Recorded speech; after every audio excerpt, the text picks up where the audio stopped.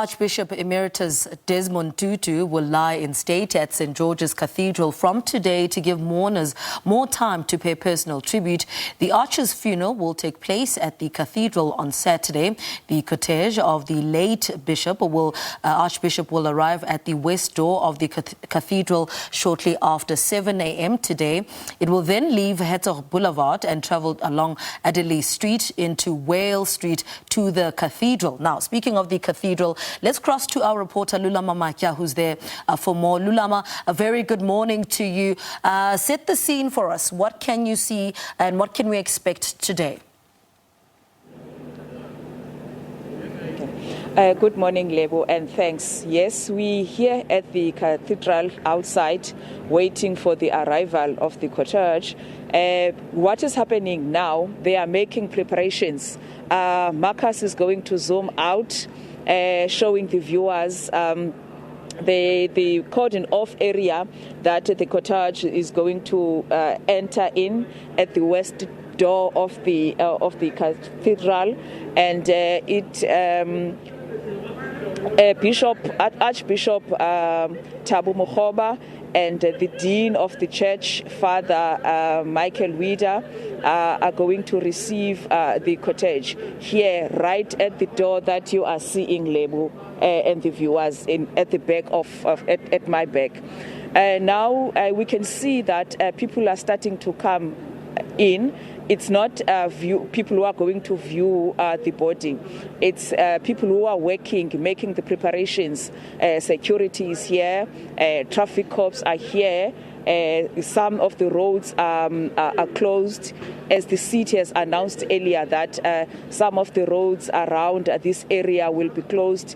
There will only be people walking. No cars will be allowed to drive and pass this area. And the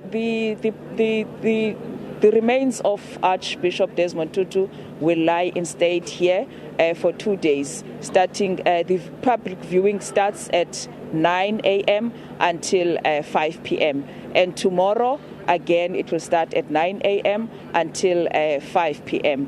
And the church is saying that all the activities that will be happening here, the viewing of the body, will be done adhering to COVID-19 protocols. Throughout the week, what we've seen is that when people are coming here, when they were coming to pay tribute, writing condolences or laying wreaths, before they come in, they sanitize their hands, and they make sure the staff here that is helping people, they make sure that there's social distancing, there's less crowding, not too many people inside at the same time. So that is what is expected even to happen today and tomorrow during this process of public viewing. All right, Lulama, thank you so much, Lulama. We'll come back to you just after 6:30. From Lulama, let's go to Adderley Street or Wale Street, where Atule Choka is standing by. Atule, a very good morning to you. Please set the scene for us. What have you seen since your arrival this morning? Well, a warm welcome to you, Lebo, and a warm welcome to Morning Live viewers. Well, we are at Adderley Street. This is where the body of the Arch will be making its way to his church that he led for so many years, from 1986 to 1996. A procession is a process whereby the loved ones, the friends and colleagues get a chance to walk through with their loved one to say, this is our final goodbyes, to find that closure. But in the case of the Arch, it will also allow the rest of South Africans, which he has served for over 9 decades of his life, which he dedicated to fight for human civil rights, equality, and to fight racial divisions as well. So that procession will be making its way, that cortege with the body of the Arch, to allow people here in Adderley Street who will be walking by a chance to wave and say goodbye. And also another thing that we found, Lebo, was that these were all the wishes of the Arch.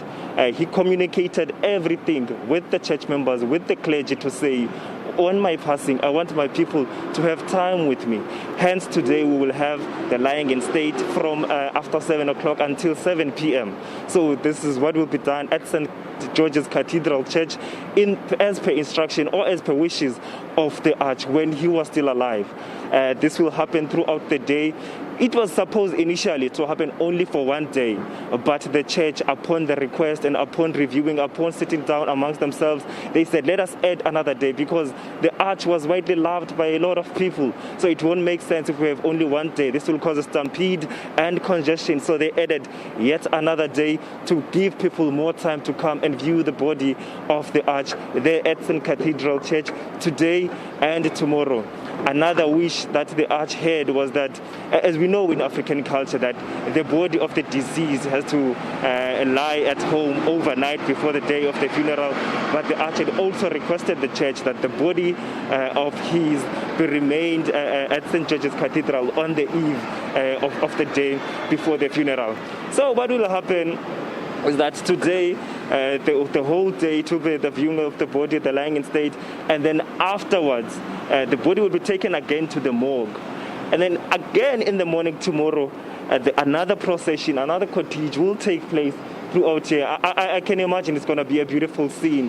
And then when he goes where Lulama is standing next to St. George's Cathedral Church, there will be a guard of honor formed by the clergy of his church, including the incumbent Bishop, Archbishop Makgoba, and the Dean, Michael Wale, who will form a guard of honor to allow the Arch to pass through to say to him, thank you so much for the times that you have served us and led us as this church. And then the body will be there for the whole day. There will be services. They will allow people to view the body.